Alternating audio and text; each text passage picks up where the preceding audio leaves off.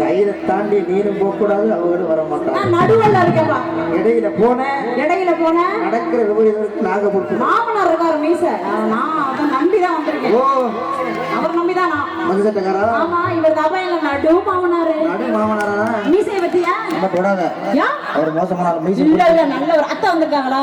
எங்க இருக்காங்க? கோட்டுக்கு அங்கிட்டு உட்கார வச்சாங்களா? அப்ப குடும்பத்தை கெடுத்து. அப்ப மாமனாரு மருமகள் மகன் வந்திருக்காரு. அவர் எங்க இருக்காரு? ஒரு பொண்ணு மட்டும், நாத்தனார் மட்டும் தான் இருக்காங்க. புருஷர் இல்ல.